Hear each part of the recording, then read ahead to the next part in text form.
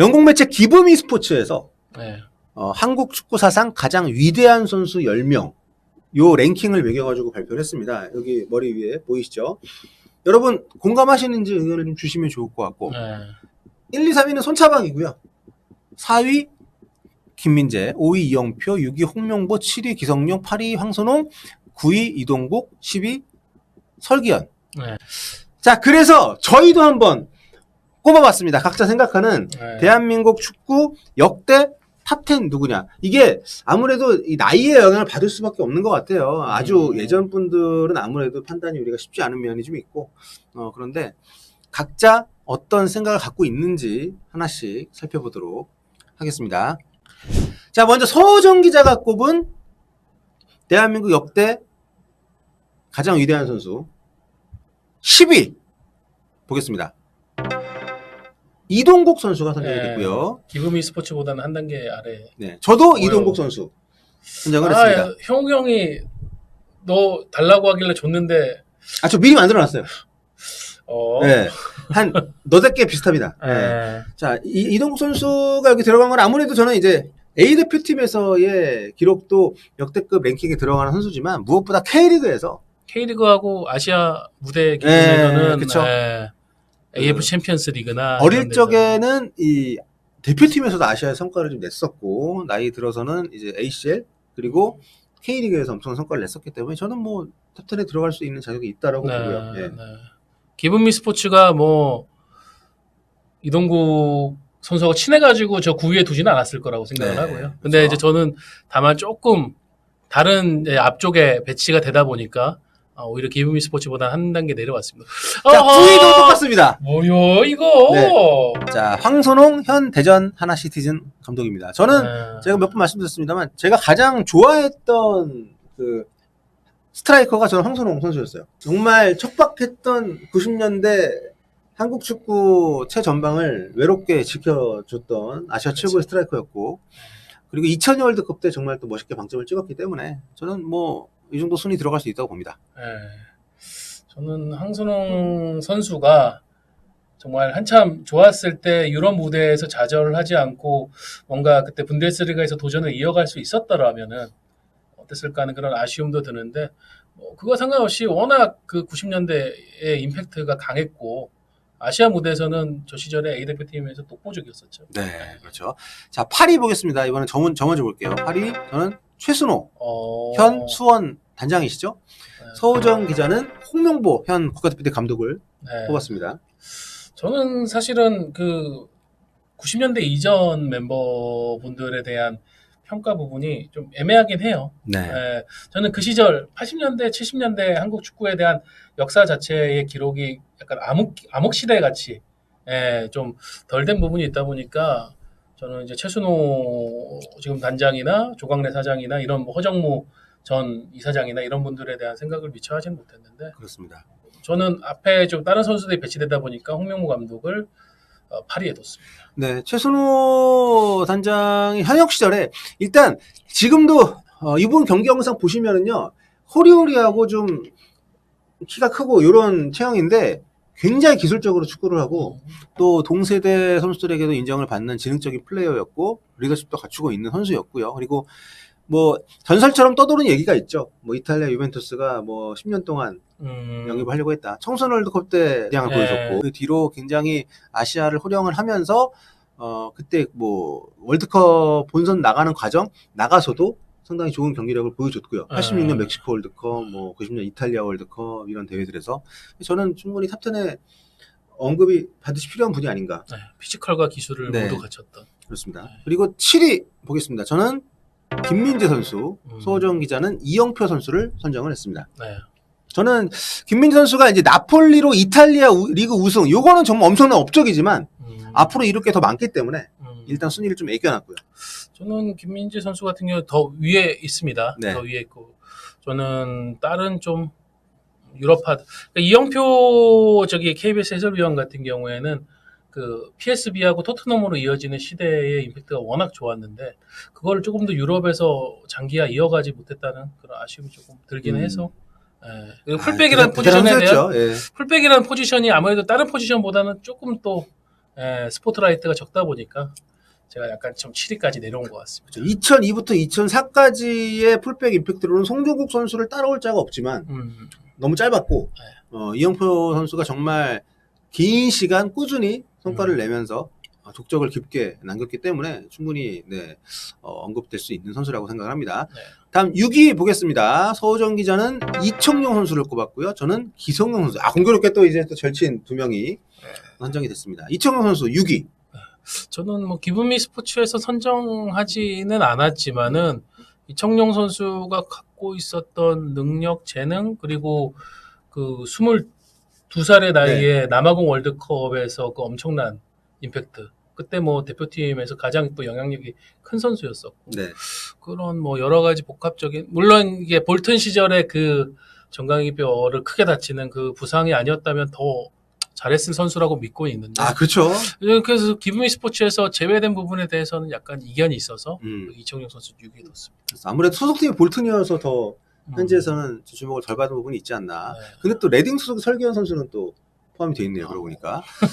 저는 기성용 선수가 수비형 미드필더 포지션이 얼마나 중요하고 또 그 자리에서 유럽에서 성공할 수 있는 선수가 나올 수 있었다는 것을 보여준 게 저는 굉장히 고무적이었다고 보고 그리고 스완지 시티가 그 기성용 선수가 있을 당시에 상당히 수준 높은 축구를 했잖아요.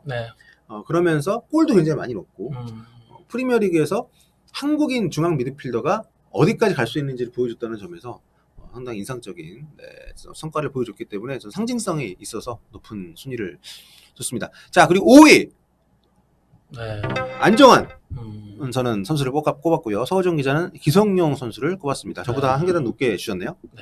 뭐 기성용 선수는 뭐 형우 형이 설명한 그대로죠.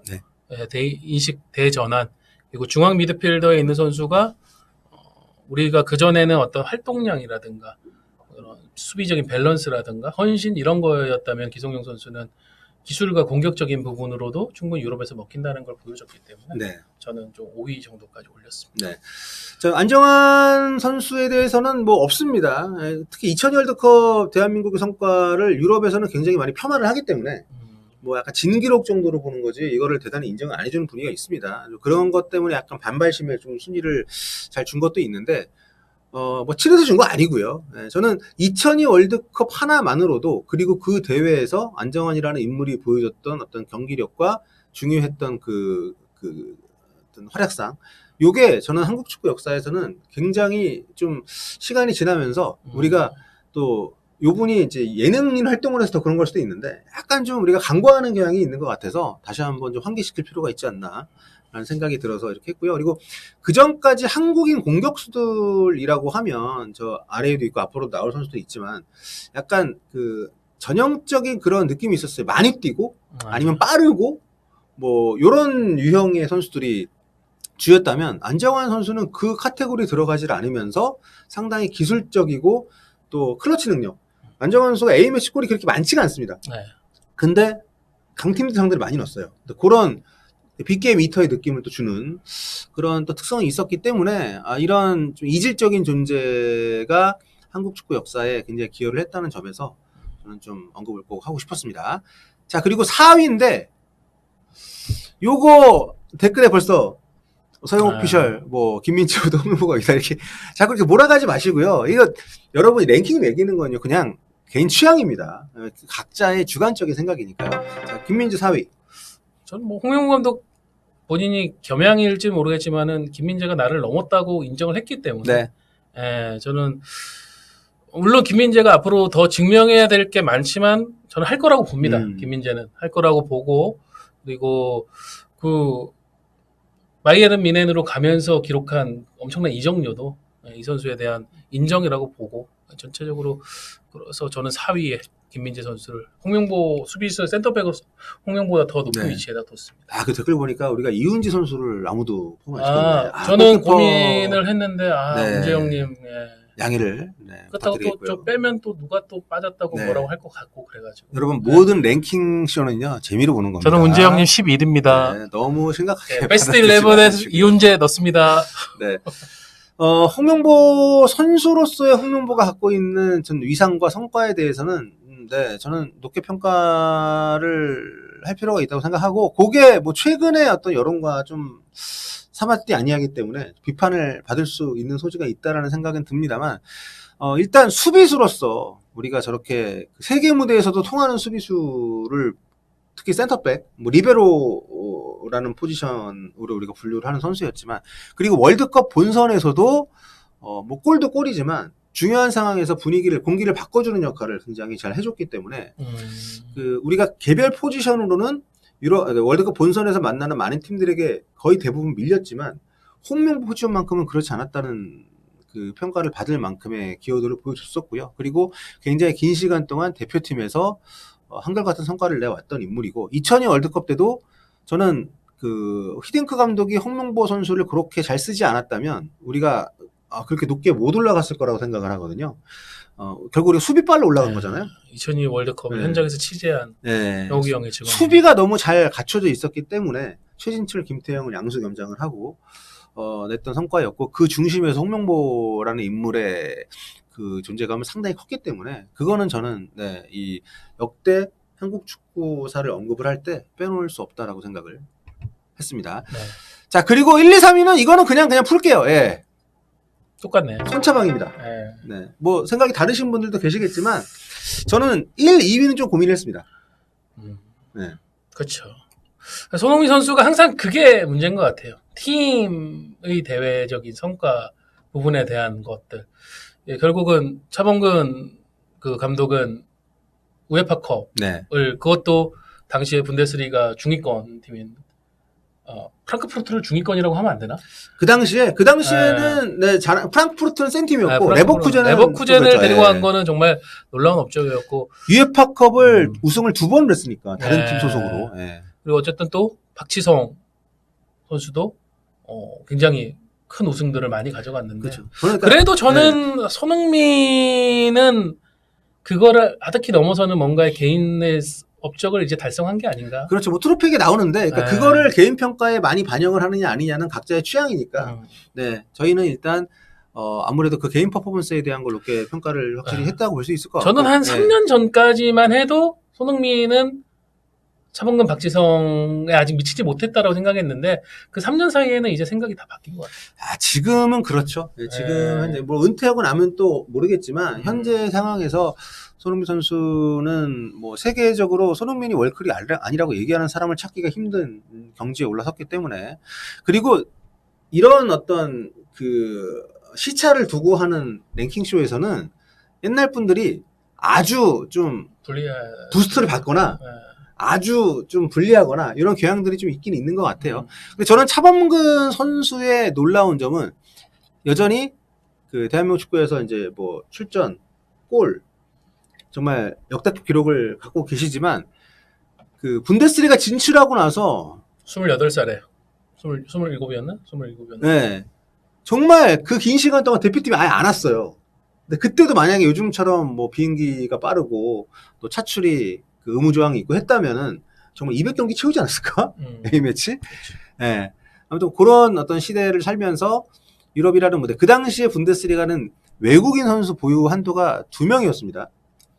이유, 뭐 난이유 이게 아니라 독일인이 아닌 선수가 2명밖에 없는데, 채용할 수가 없는데, 그 안에 들어서 계속 그 긴 시간 동안 성과를 냈던 분이기 때문에 정말 우열을 가리기 힘든 역대급 성과를 유럽에서 냈다고 생각을 하고요. 전에 슈퍼로브에 나와가지고 그거 했었잖아요. 이게 우리 또 프리미어리그를 다녀왔던 조원이 인종차별 얘기라니까 축구 잘하니까 좋아하던데? 그래서 공잘 차니까 그런 거 없던데? 그러면서. 저는 김주성 선수에 대한 고민을 좀 했습니다. 그러니까 전 11위, 12위권 여기 있어요. 왜냐하면 그때 아시아 최고의 선수상을 3년 연속 받았어요.